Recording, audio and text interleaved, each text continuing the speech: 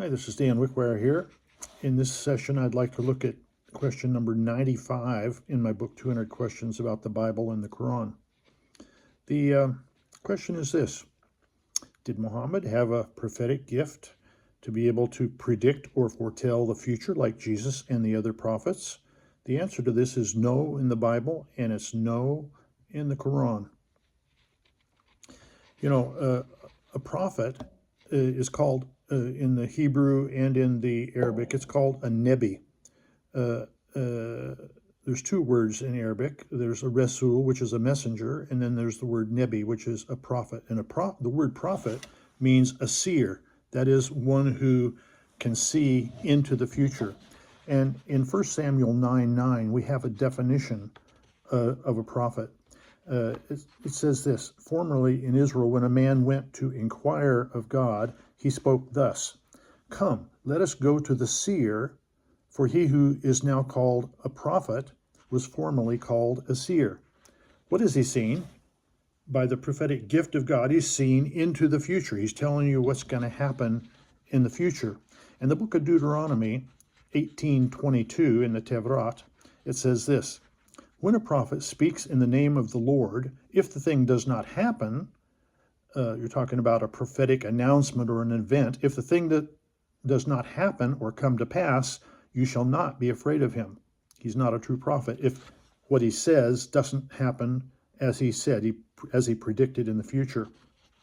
So the very definition of a prophet in the Bible sense of the word is somebody who knows the future. Muhammad claimed to be a prophet similar to the previous prophets in Fusiliyat 41:43 and Akaf 46:9. He admitted that God does not withhold the unseen in Tekvir 81:22 and 25, and yet Amos 3:7. Look at what this says in the Bible.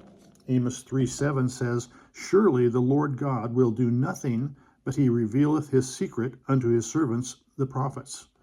There's an expectation in the Bible that when God is going to do something, he reveals it to his prophets.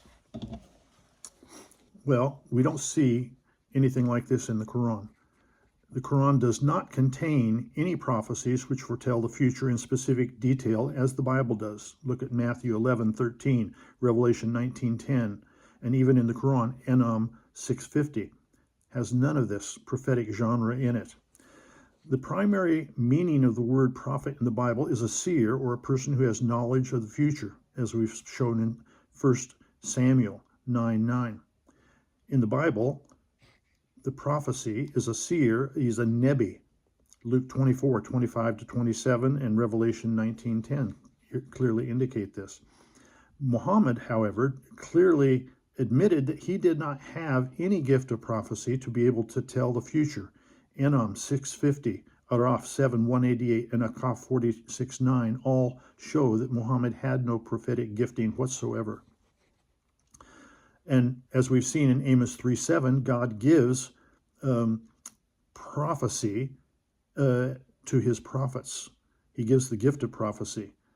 And yet there is no spirit of prophecy, there's no eschatology in the Quran. Now, the word eschatology means, it's talking about future things. It's the whole prophetic genre of the Bible. And yet, you know that in Islamic theology, in the seminaries, the Islamic theological schools, there are no courses offered on eschatology, that is, the study of the future things, because there is no future genre in the Quran. When I was a doctoral student at Ankara University in the Department of Islamic Theology, working on a doctoral program there, I asked one of the doctoral students asked me, said, "Dan, you know everything about Islam, why aren't you a Muslim?" And I said, "Well, there's no prophecy in the Quran. There's no prophetic genre in the Quran." And he said, "You're right, there is none." He agreed with me. There is no spirit of prophecy in the Quran. There's no courses, therefore there are no courses offered in eschatology in the Islamic seminaries. because Muhammad clearly admitted he didn't have the gift of prophecy. So from a biblical perspective, if he didn't have the gift of prophecy, he could not have been a prophet in the biblical definition of the word. He might have been a Rasul, which is to be a messenger, but he was certainly not a Nebi, which is the real definition of a prophet in the Bible. So look at Enam 6, verse 50. Say, O Muhammad, I say not to you that I possess the treasures of Allah, nor that I have knowledge of the unseen. He's clearly admitting that he can't do it. He doesn't have any knowledge of the future. Again, in Akaf 46:9, I do not know what shall befall you tomorrow or what shall befall me. I only follow what is revealed to me. So he's clearly admitting that he does not have any knowledge of the future. Look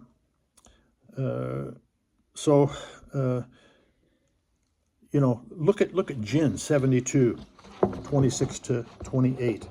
He alone knows the unseen. The he, there's Allah. He alone knows the unseen and does not reveal to anyone his secret except to every messenger whom he has chosen. Well, that's strange. If Allah reveals to every messenger whom he has chosen his secret, why didn't he reveal it to Muhammad? And then it says, except he alone knows the unseen, that's Allah, and he does not reveal to anyone his secret except to every messenger whom he has chosen. And then he sends down guardians who walk before him and behind him, and that he may know that they have indeed conveyed the message of their Lord.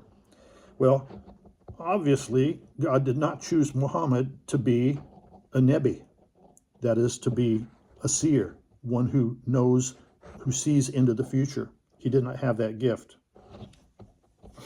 Takvir 81:22 and 25 says, no, your companion, the prophet, is not mad. He, that is Muhammad, saw him, Gabriel, on the clear horizon. Verse 24, he does not withhold the unseen. Well, the unseen is the knowledge of the future. And yet, why are the Christians and Jews calling Muhammad mad or a soothsayer, or they're saying that they don't trust him to be a prophet, and the Quran claims he does not withhold the unseen. Well, in Revelation 19:10, talking about Jesus, says the testimony of Jesus is the spirit of prophecy. So prophecy is something that's important in the Bible, and it's talking about predicting the future. Muhammad didn't have anything like that. Look at Baqarah 2:252. Such are the signs of Allah.